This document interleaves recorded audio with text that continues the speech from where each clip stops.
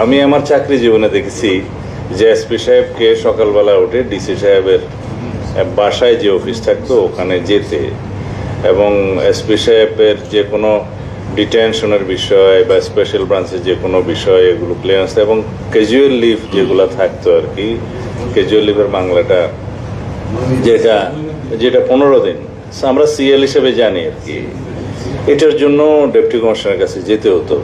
তো গ্রাজুয়ালি ওখান থেকে স্বাধীন হতে হতে হতে হতে এখন পুলিশ আর ডিসি বরাবর হয়ে গেছে বর্তমান জামানায়। তো বরাবরেরও একটা নতিজা দেখতেছে, কেউ কাউকে মানে না, কারণ লাঠি তো পুলিশের হাতে, আবার হুকুম হচ্ছে ম্যাজিস্ট্রেটের হাতে। এই ব্যালেন্সটা এখনো আছে বলে বোধহয় জাতিটা এখনো টিকে আছে। ব্রিটিশরা, আমি পুলিশের বিরুদ্ধে বলছি কিন্তু খেয়াল করে, কারণ আমাদেরকেও সামনে পুলিশের মার খেতে হবে জানি, তারপরেও বলছি। তো ব্রিটিশরা যে আইনটা করার সময় এই চেক অ্যান্ড ব্যালেন্সটা করেছে, সেটা একটা প্রিন্সিপালের উপর ভিত্তি করে করেছে, যে হুকুম এবং গুলি দুইটা একই হাতে থাকা কখনো আইন ইয়ে হয় না, মানে সুবিধাজনক নিরাপদ হবে না এইটা। এখন পুলিশ রিফরমেশন কমিশন বলেন যাই বলেন, এগুলো সবকিছু পুলিশের সুবিধা বৃদ্ধির জন্য যেন আজ পর্যন্ত করা হয়েছে। বাট আমি চাচ্ছি না যে প্রশাসনের ইন্টারফারেন্স বেশি থাকুক পুলিশের উপরে, সেটাও বলছি না, কিন্তু এটা নির্ধারিত হয় সমাজে আমরা পুলিশকে কিভাবে দেখি তার উপর। বিচার যেমন হয় যে তার চরিত্রটা কিরকম তার উপরে। এখন আপনাদের এই যে ওয়ার্কিং পেপার যেটা দিয়েছেন তার লাস্ট প্যারাটা আমার খুব পছন্দ হয়েছে, সেটা পড়ি আগে। The spirit of the July-August uprising categorically revealed a visible disconnect between people and the police. যেই লিখেছে আমি তাকে পুরস্কার দিতে চাই।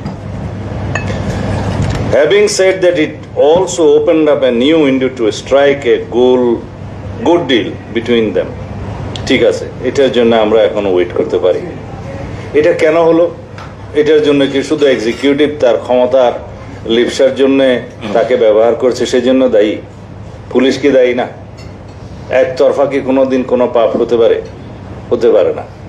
এই পুলিশকে বিনষ্ট করেছি আমরা যারাই পলিটিক্যাল গভর্নমেন্টে এসেছি ইতিহাসে, বাংলাদেশের স্বাধীনতার পরের থেকে, আমি তার আগের কথাগুলো বলবো না, সবাই আমরা পুলিশকে ব্যবহার করেছি রাজনৈতিক পলিটিক্যাল ওয়েপন হিসাবে, ক্ষমতা দীর্ঘায়িত করার জন্য, শক্তিশালী করার জন্য, বা পুনরায় ক্ষমতায় আসার জন্য করেছি। এতে কোনো অসত্য কিছু নেই, কম বেশি।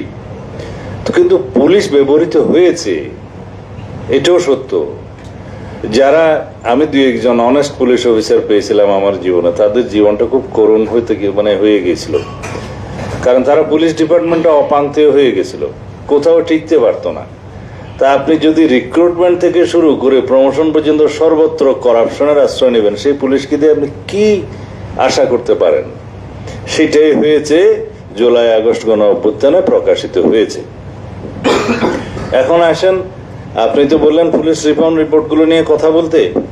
এইবারও একটা রিফর্ম কমিশন গঠিত হয়েছে, যেগুলো নিয়ে আমরা কথা বলেছি।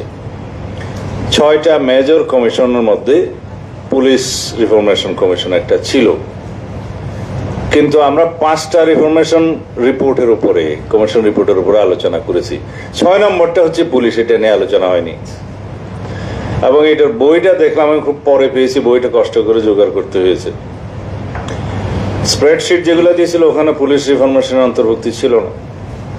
যখন আমরা ঐক্যমত্য কমিশনে আলোচনা করলাম পুলিশ রিফর্ম রিপোর্টের উপরে, বললো যে একটা স্বাধীন পুলিশ কমিশন গঠন করা হোক, আপনারা কি বলেন? সবাই 1 to 1 বললো যে ঠিক আছে, আমরা সবাই এগ্রিড। আমরাও এগ্রিড হলাম। এটা হবে প্রস্তাবিত একটা আইনের ভিত্তিতে, এবং আইনের যে কমিটি গঠন, তাদের পাওয়ার ফাংশন যেগুলো ডিটেল করা হয়েছে সেটা ওখানে ছিল। ওখানে কিছু মাইনর পরামর্শ ছাড়া বাকিরা কেউ কিছু ওখানে পরামর্শ দেয় নাই। পরামর্শগুলো সঠিকই ছিল যে এটা আইন প্রণয়নের মধ্য দিয়ে স্বাধীন পুলিশ কমিশন গঠিত হবে।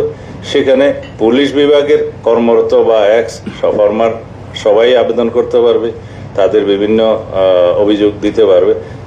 বেশিরভাগ থাকবে হলো জনগণ, যারা পুলিশ কর্তৃক বিভিন্নভাবে নির্যাতিত হয়েছে অথবা অনিয়মের শিকার হয়েছে, তাদের অভিযোগগুলো থাকবে, তদন্ত হবে, তারা রিকমেন্ড করবে, সেই রিকমেন্ডেশন রেসপেক্টিভ ডিপার্টমেন্টে গেলে ফর অ্যাকশন সেগুলো মানতে বাধ্য হবে। এই একটা আইন আমরা লাস্টে বলেছি যে তাদের রিকমেন্ডেশন যেন ওই শুধুমাত্র রিকমেন্ডেশন হিসেবে না থাকে, সেটা যেন মানতে বাধ্য করা হয় ডিপার্টমেন্টগুলোকে। সেই আইনের মধ্যে সেই এনফোর্সমেন্টটা থাকবে।